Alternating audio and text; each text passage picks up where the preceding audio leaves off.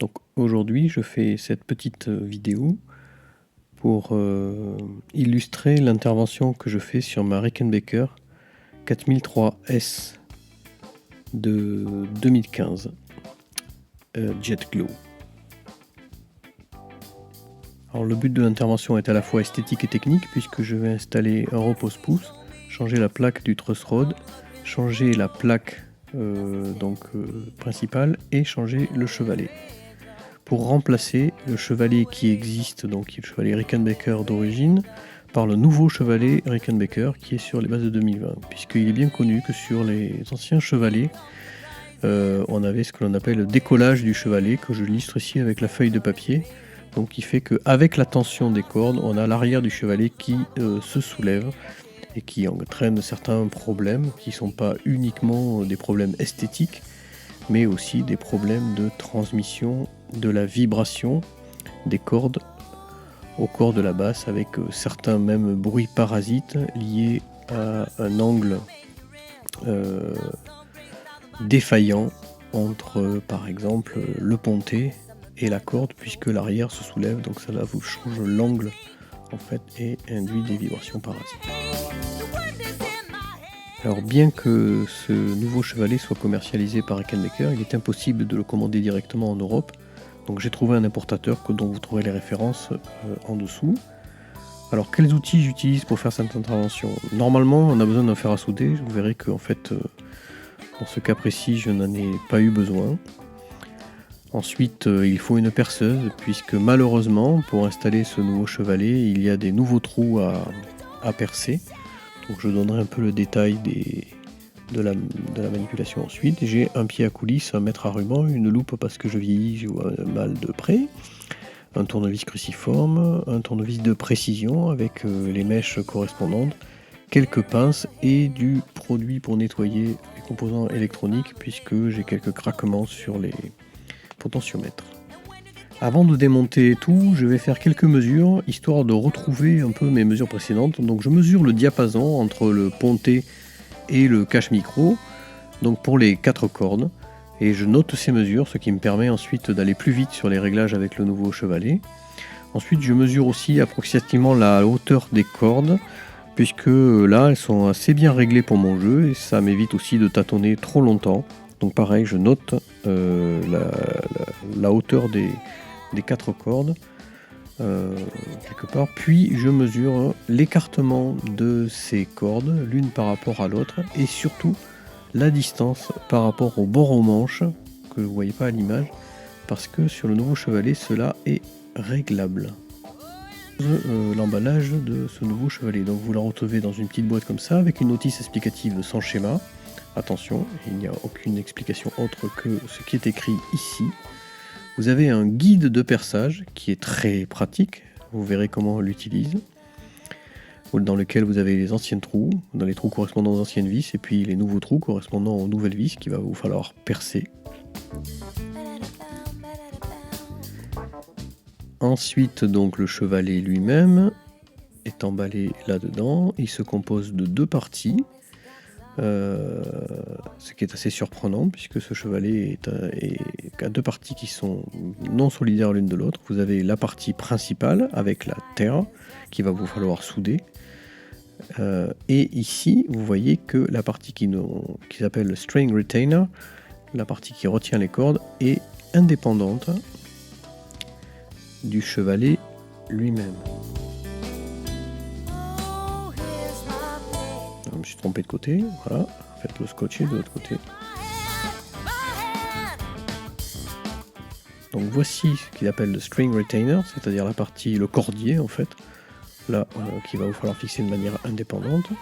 Et puis vous avez les 4 pontets indépendants, totalement réglables, on les verra ça plus tard, ainsi qu'un ensemble de clés Allen et de vis et de ressorts.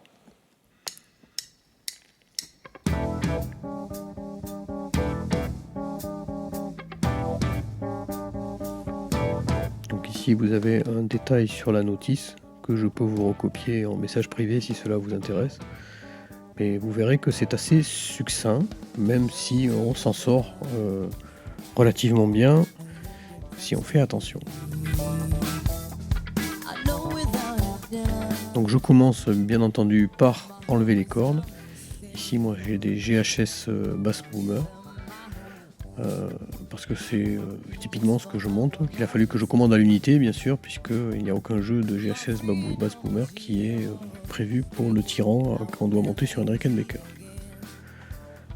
Donc ici un gros plan sur l'ancien chevalet avec les 5 vis qui permettaient de le fixer et que je vais démonter, mais tout d'abord je dois retirer la plaque de protection micro et qui contient donc les différents potentiomètres, puisque c'est ce qui est marqué sur la notice en premier. Vous devez d'abord démonter cette plaque. Alors je démonte les 4 potentiomètres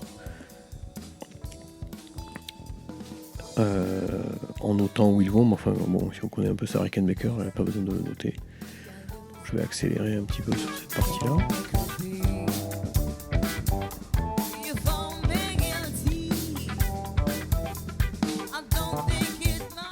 Cette partie-là est à faire parce que vous devez dessouder le fil qui relie le chevalet à la terre.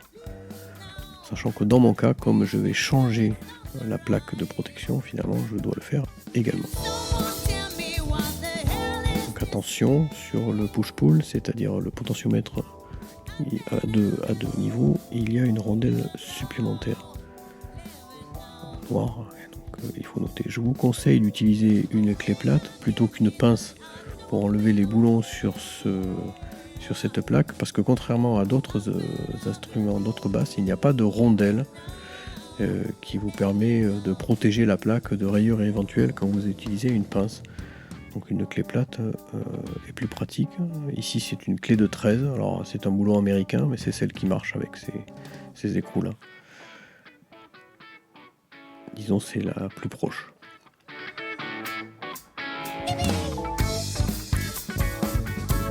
Essayez d'avoir un récipient en verre pour tout stocker à côté, pour pas vous mélanger les pièces ou les perdre pendant que vous faites l'intervention, qui moi a nécessité quand même plusieurs heures.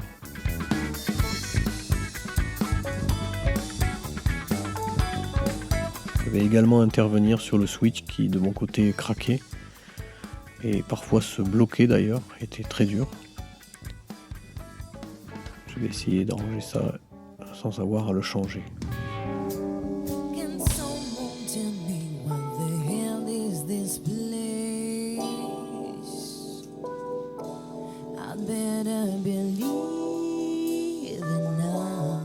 Donc j'utilise un tournevis de précision pour sortir les vis du pickguard, parce que les gros tournevis cruciformes, vous risquez de mâcher vos vis.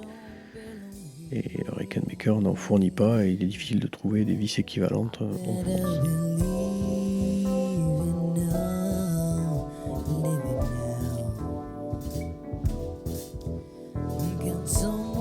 J'accélère un peu, c'est forcément super intéressant.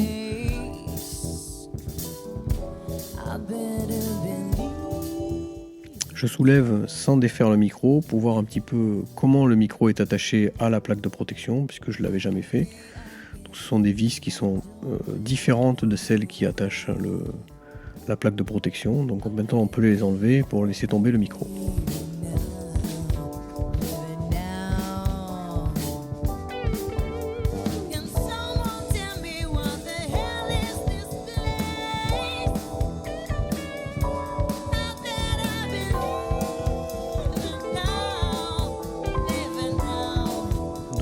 La plaque est retirée et elle ne va plus y retourner puisque je la change.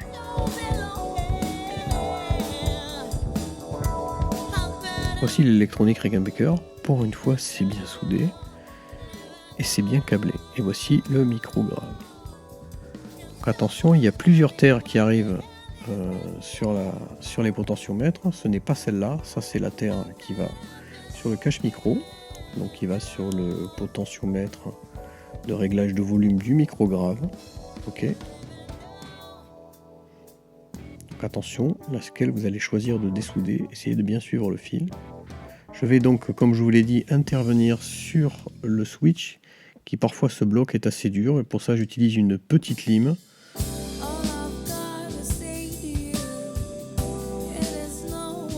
avec laquelle je vais un petit peu user le bas du switch pour que la surface soit plus arrondie et qu'il soit plus aisé de basculer entre les deux micros.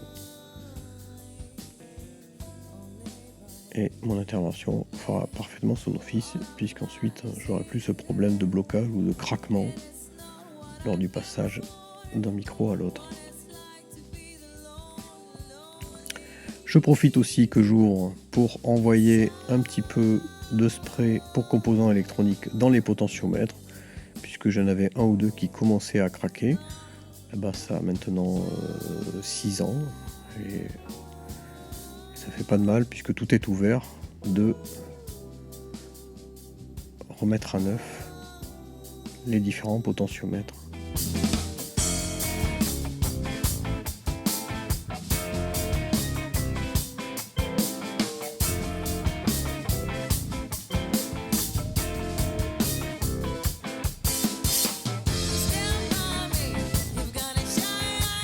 N'oubliez pas de les faire tourner dans les deux positions pour celui-là.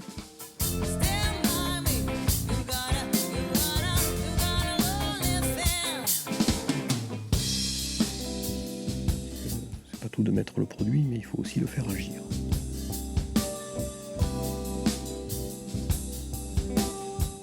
Donc, si vous devez repérer la terre qui va au chevalet, en fait, elle va sur le bouton de volume du micro aigu en dessous, ici, et la soudure est assez large et donc un peu compliqué à dessouder. Vous verrez que en fait dans le tuto que j'ai fait ici, j'ai réussi à ne pas faire cette intervention en échangeant des pièces. Donc maintenant j'attaque le démontage du chevalet en lui-même. Donc j'enlève les 5 vis. C'est quelque chose que j'avais déjà fait, puisque une fois j'ai fait tomber l'étouffoir pour les cordes. J'ai été obligé de l'ouvrir pour le resolidariser aux vis.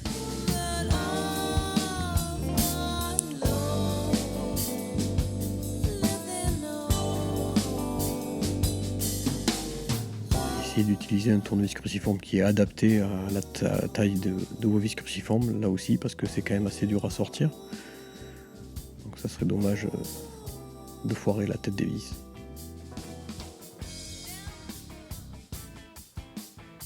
Donc voici le chevalet Rickenbacker ancien modèle, avec la plaque des étouffoirs et qui est soudée. Et comme elle est similaire finalement en tout point à celle qui est fournie avec le nouveau chevalet, j'ai décidé de ne pas faire l'intervention sur la soudure et de directement remplacer les plaques.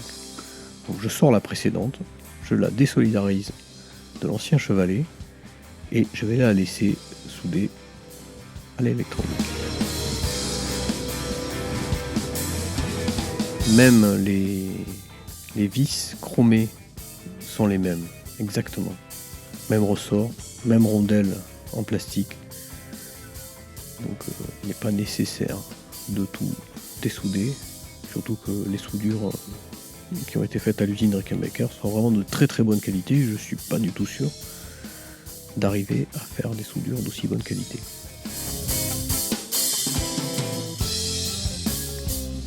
Donc là j'essaie de montrer le ressort, mais je me suis raté. Donc voici le ressort. Ne pas les perdre. Si vous comptez par exemple revendre l'ancien chevalet, il vaut mieux qu'il soit complet.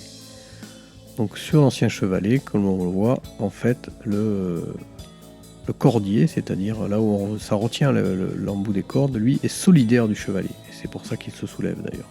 Donc je nettoie, je dépoussière un petit peu tout ça avant d'installer le guide de perçage. Donc, ici vous avez l'étouffoir que je pose sur le côté. J'aurais pu essayer de le glisser à l'intérieur, mais il a tendance à faire une bosse, il rentre pas complètement, et donc soulève le guide de perçage. Et donc, comme il est absolument hors de question que je rate mon perçage, j'ai préféré assurer le coup. Donc voici le guide de perçage, il est bien fait, il correspond parfaitement aux anciens trous Rickenbacker, et là je vais utiliser les anciennes vis qui permettaient de fixer le chevalet pour ajuster ce guide de perçage. Donc vous en avez 5. Alors attention, les 2 du bas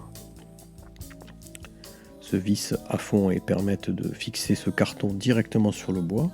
Les 3 du haut sont dans un trou. Donc si vous les vissez trop fort, vous risquez de déformer le risque de perçage qui va s'enfoncer dans le trou. Et donc s'il se déforme, la position des nouveaux trous que vous avez à percer ne sera pas valable.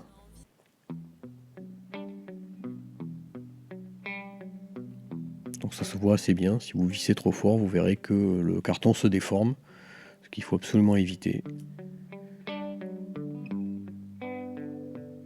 Et alors malgré le fait que vous ayez 5 positions, donc 5 trous qui vous permettent de le positionner, vous verrez qu'il reste un certain jeu sur le positionnement de ce guide de perçage. Donc pour ma part, je me suis assuré qu'il était parfaitement parallèle au corps de la basse sur sa partie la plus éloignée du micro, et que sur les côtés il correspondait aux marques qu'avait laissé l'ancien chevalet.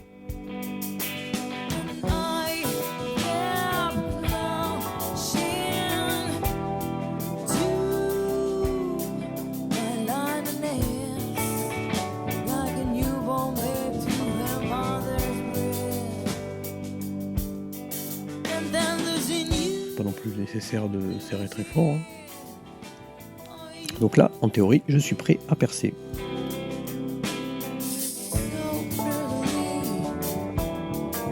Alors, le diamètre de perçage, c'est un petit peu délicat, puisque la notice vous dit qu'il faut utiliser un forêt numéro 41, dièse 41, qui est un forêt américain.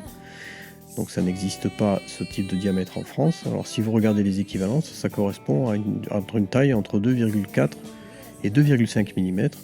Donc je suis allé chercher dans ma foreuse de précision ce que j'avais, et j'en ai un qui fait 2,3. Donc 2,3 c'est pas mal. En plus ça permettra que les vis tiennent encore mieux dans le bois. Donc c'est celui que moi j'ai sélectionné. Mais sachez que dans le commerce, classiquement, on ne trouve que des forêts de 2,5 mm, sauf cas particulier. Si vous avez un doute sur la taille de vos forêts, vous pouvez aussi prendre votre forêt et regarder s'il rentre dans les trous facilement, difficilement, s'il a du jeu à l'intérieur, etc. etc. Si par malheur, oui, ça vous permet aussi de regarder la profondeur de perçage. Moi ici, j'ai noté que j'ai à peu près 1 cm de perçage, ce qui va me permettre de ne pas traverser le corps de la basse par exemple, qui serait un petit peu dommage. Donc sur les 5 trous, j'ai à peu près 1 cm à percer. Si vous vous foirez sur le diamètre de perçage, si vous avez pris un 2,5 ou qu'il faisait 2,6 et qu'en fait la vis se joue dedans, n'oubliez pas la vieille astuce d'utiliser une allumette, soit des morceaux d'allumettes que vous allez mettre au fond du trou et qui vont vous permettre de rattraper ce trou trop gros dont on se sert beaucoup souvent pour les attaches de fixation de sangles quand on les change par des strap-locks et que finalement elles commencent à prendre du jeu sur la vis. Une bonne allumette à l'intérieur du trou et ça marche bien. Donc maintenant ça y est, je vais percer. Donc j'y vais doucement, hein, parce que vous commencez Donc je vérifie bien que j'ai mon centimètre de perçage. Vous pouvez même utiliser un marqueur pour noter sur votre forêt à l'endroit où il faut vous arrêter si vous n'avez pas confiance dans votre œil. C'est d'ailleurs ce que j'ai fait moi dans mon cas. Et puis là je commence à percer. J'y vais doucement, je perce bien perpendiculairement au corps de la basse. On perce d'abord le vernis et ensuite on descend jusqu'à la limite du trait que je me suis fixé.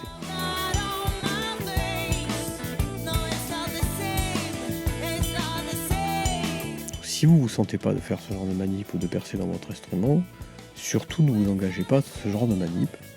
Hein. Confiez votre instrument à un luthier qui lui va prendre la responsabilité de le faire.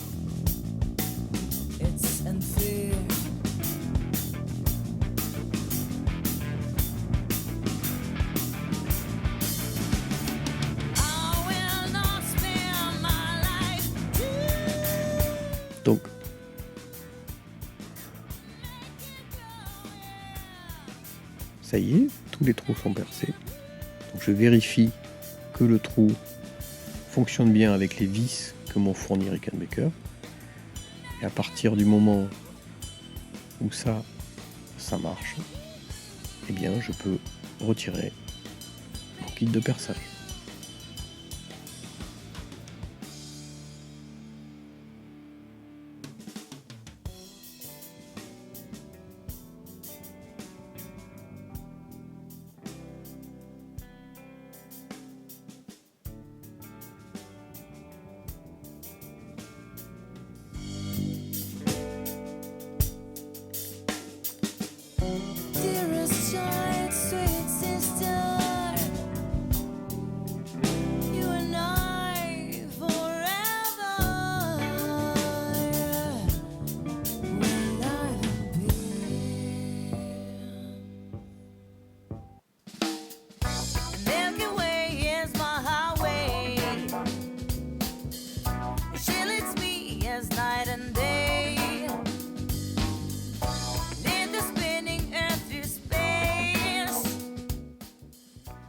Et je vais contempler l'étendue des dégâts. D'ailleurs, vous remarquez que les anciennes vis et les nouvelles vis de fixation des chevalets sur Rickenbacker sont sensiblement différentes. Les anciennes ont une tête ronde, alors que celles-là, les nouvelles ont une tête plate. Donc voici les 8 trous nouvellement percés dans la base. Alors c'est assez discret, et d'ailleurs si vous remettez l'ancien chevalet, personne n'y verra rien. Il verra que du feu, puisqu'ils sont percés à côté des trous. Et maintenant, je vais donc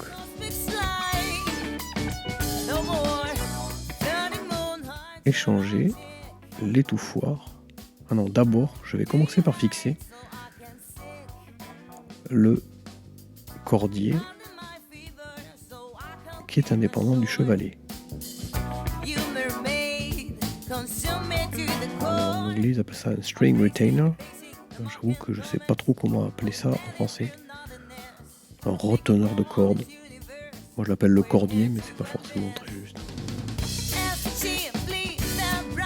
Donc comme j'ai percé à 2,3 mm, forcément les vis sont un petit peu plus dures que si j'avais utilisé le gabarit américain pour percer, mais j'ai la garantie que ça va pas bouger. Donc vous commencez toujours à visser un petit peu de chaque côté pour l'ajuster, puis petit à petit vous enfoncez, et c'est pas non plus la peine de serrer comme un fou, c'est-à-dire que quand vous sentez que vous arrivez à la limite de ce que vous êtes capable de serrer, n'essayez pas d'insister, ça serait trop dommage de foirer la vis dans le trou que vous avez fait.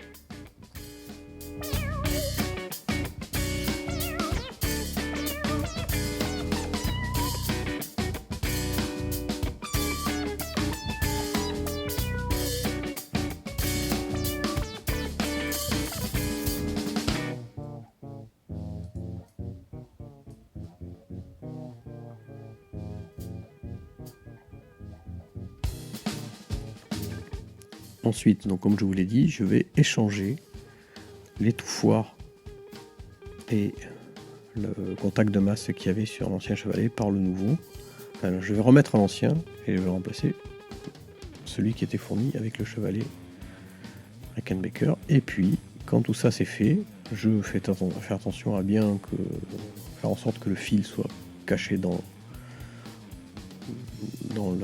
l'habitacle qu'il y a dessous et que je le pince pas en fixant le chevalet et je le solidarise au corps. Alors contrairement à l'ancien modèle, il y a une certaine liberté de choix, de positionnement de ce nouveau chevalet, puisque les 4 trous qui sont percés dans le métal sont ovales, ce qui vous permet de choisir un petit peu en longueur là où vous allez mettre vos chevalets. Je pense que ça peut permettre de régler des diapasons un peu extrêmes sur certains tirants de cordes si vous êtes à la limite du réglage du chevalet. Ça n'a pas été mon cas. Donc moi, j'ai commencé à la base à centrer les 4 vis au milieu de cet ovale, quitte à le reprendre plus tard quand je commencerai à régler l'instrument.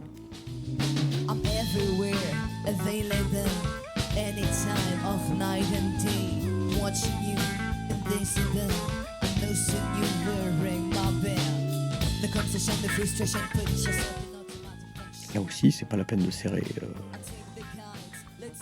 de toutes ses forces. De toute façon, là, la pression va être aussi appliquée au corps par la tension des cordes, contrairement au cordier qu'il y a derrière, qui lui encaisse toute la tension.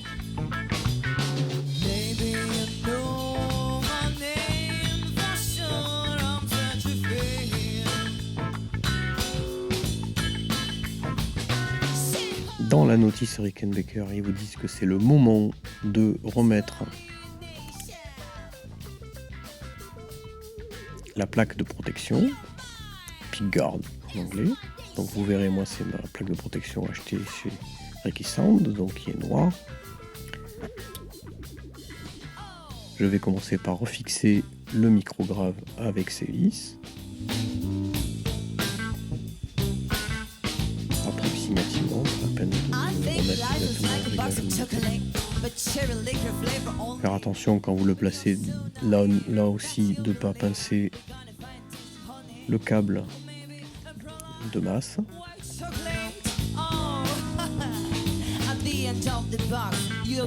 Je vais remettre les différents potentiomètres dans les orifices prévus à cet effet.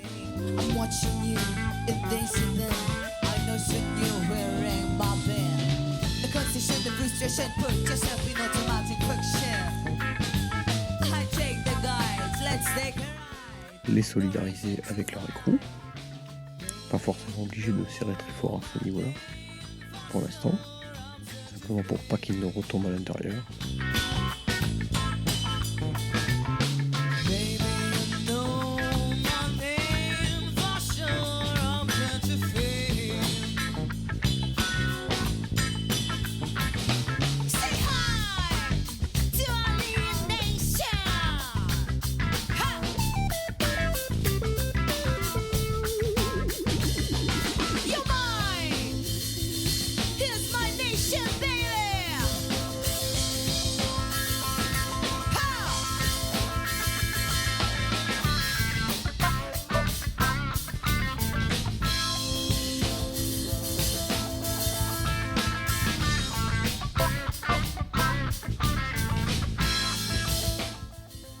Et ne pas oublier que pour le push-pull, vous avez la fameuse rondelle noire anti-desserrage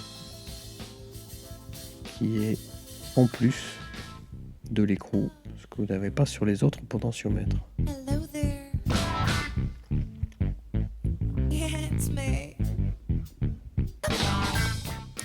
Je maintiens en dessous les différents potentiomètres ou switch afin de bien serrer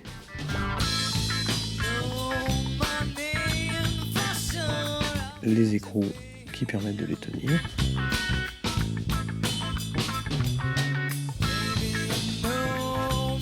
Donc là, je vais me servir de ma clé de 13 de nouveau.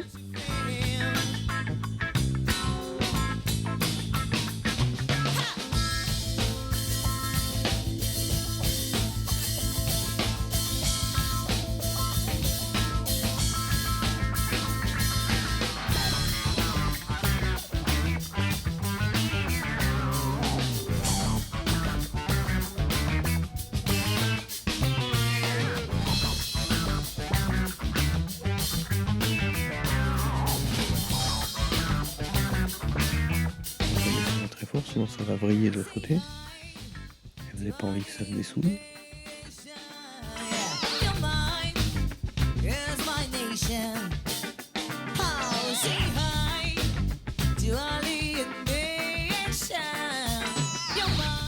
Lorsque tout est serré, vous pouvez replacer votre plaque en vérifiant bien entendu qu'il n'y ait pas non plus de fil malin qui se glisse entre la plaque et le corps de l'instrument.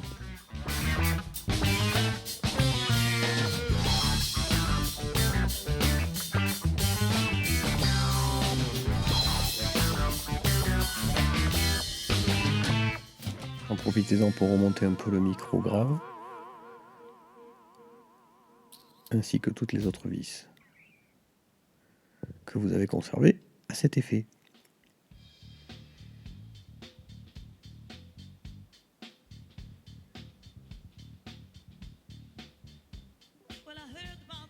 Donc, comme d'habitude, dans ce genre de manip, vous disposez les vis à la main, jamais directement en forçant avec un tournevis.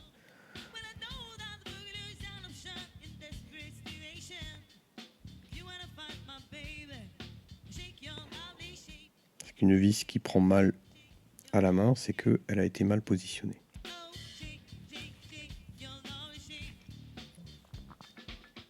Donc là, je fais une bêtise, mais je ne le sais pas encore, puisque j'ai oublié de disposer le reposeur de pouce que j'ai acheté exprès et qui va là où je suis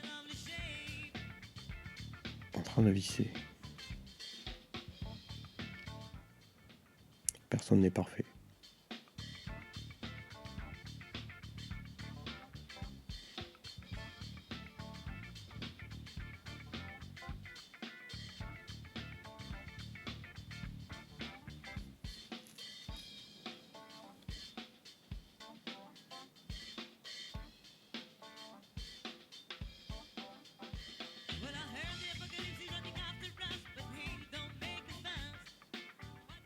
Alors forcément, comme j'ai doublé la voix ensuite, je peux me moquer de moi-même. C'était vraiment un abruti. Fais ton malin, ouais, c'est ça.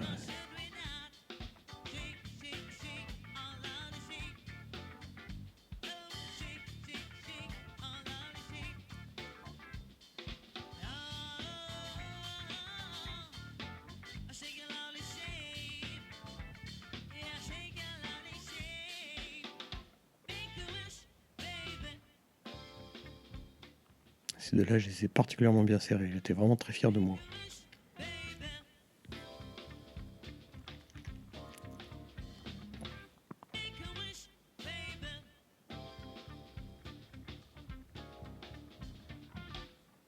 Et voilà, j'ai réalisé que j'ai oublié de mettre ça. Donc, Reiki Sound fournit les vis qui vont avec. Donc bien entendu, il faut démonter les vis d'origine Rickenbacker pour les remplacer par les vis longues fournies par le fabricant.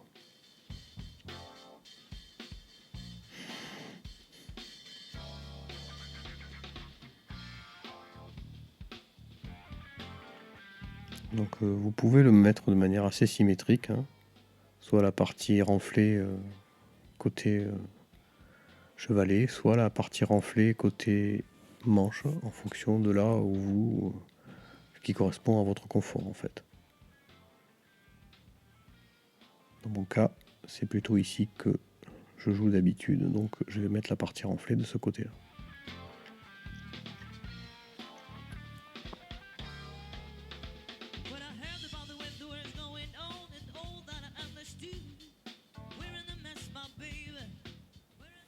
Alors, les vis de Reiki Sound sont assez délicates à mettre puisque elles ne sont pas pointues. Mais bon, là on est passé donc au potentiomètre, donc je les règle à la position maximum puisque c'est comme ça que j'ai repéré pour mettre les différents boutons de commande. Donc je les mets tous en position maximum et puis je règle et je revisse les potentiomètres dans cette position. Alors bien sûr, je ne me trompe pas, hein, vous savez que chez Rickenbacker ils sont tous écrits. Vous avez treble volume, bass volume, treble tone et bass tone.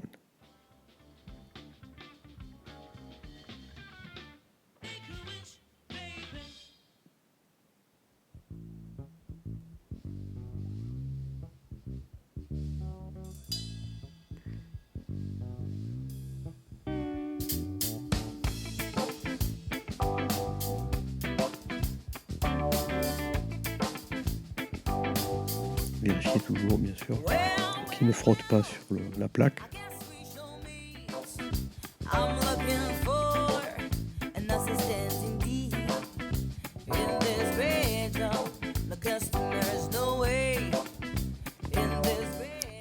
le push-pull qu'il est suffisamment bien serré pour qu'il ne vous reste pas dans les mains alors que vous actionnez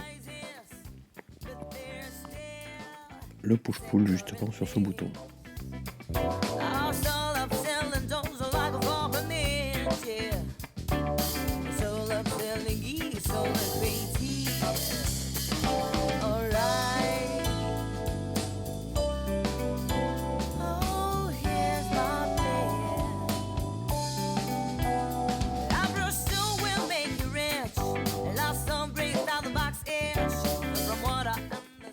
Je vais changer également la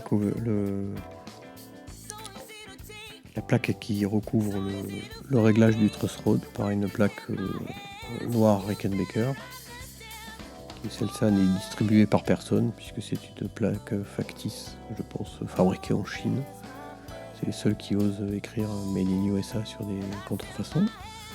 Donc voici l'instrument avant que je dispose le chevalet. Et maintenant c'est le moment de mettre les pontés. Donc voici les différents pontés qui sont chacun indépendants, ce qui change vraiment. Ces pontés sont composés d'une molette réglable, donc qui se visse et se dévisse, permet de centrer en fait la corde ou décentrer la corde en fonction de ce que vous désirez. Et là, elle se glisse sur des glissières qui se trouvent ici. Et pour glisser sur ces glissières, vous avez de toutes petites vis. Ces toutes petites vis sont percées et réglables avec une micro clé Allen, certainement avec un pas américain, donc je vous conseille de ne pas la perdre, qui font sortir un pointeau de l'autre côté qui va aller dans les rainures prévues à cet effet. Donc pour pas que le ponté se promène partout, je l'ai fait légèrement ressortir.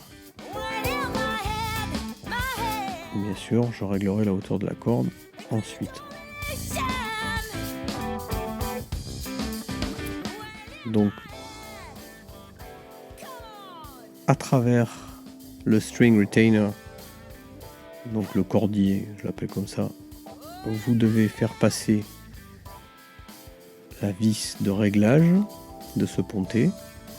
Donc le string retainer contient 8 trous, celui de gauche et celui dans lequel passe la vis. De toute façon, on ne peut pas se tromper, c'est celui qui est en face du trou percé dans le ponté. Donc vous disposez la vis, vous disposez le ressort, vous remettez le ponté et vous allez le visser avec là aussi une clé Allen et non pas un tournevis qui vous est fourni par Rickenbacker. Là aussi, je pense que c'est un pas américain ou une taille de clé Allen américain, donc je vous conseille de ne pas la perdre. Je la positionne de manière aléatoire. Donc vous voyez, à gauche, là où il y a la vis, et à côté, le trou où passe la corde. Donc attention, ne les perdez pas les deux. Et voilà les deux qui vous sont fournis avec le chevalet. Donc vous voyez derrière, j'ai disposé mes 4 pontés. Et maintenant, je vais remettre les cotes de diapason que j'avais mesurées au départ, histoire de les positionner déjà dans une position qui devrait être pas trop fausse par rapport au réglage que j'avais précédemment. Ça y est, c'est fait. Là maintenant, je vais centrer les molettes, puisque je pars sur ce réglage de base, quitte à l'adapter si ça ne correspondait pas à l'écartement que j'avais entre mes cordes que j'ai mesuré là aussi au départ et à la position par rapport au bord du ventre. Alors attention avec ces petites molettes qui tournent, le problème qu'il y a c'est que si vous tirez sur les cordes sans la soulever, ça va faire rouler cette molette et sa position va changer. Et donc vous pouvez ne pas vous en rendre compte, vous tendez votre corde et ensuite vous vous rendez compte qu'elle n'est pas au bon endroit, c'est parce qu'en fait en la faisant rouler, la molette a bougé et est partie sur la gauche. Donc je vous passe le détail des réglages. Le diapason a été pas mal. J'ai ajouté un petit peu pour le sol. L'instrument, j'ai réglé la hauteur, à la hauteur que j'avais repéré un peu avant et j'ai légèrement ajusté aussi. Donc je vais finir cette vidéo en vous donnant des exemples de sons que j'ai enregistrés avec la basse, avec l'ancien chevalet et avec les mêmes réglages le même morceau joué avec la basse maintenant, avec son nouveau chevalet. À vide, mon impression est que elle a plus de brillant. Voilà.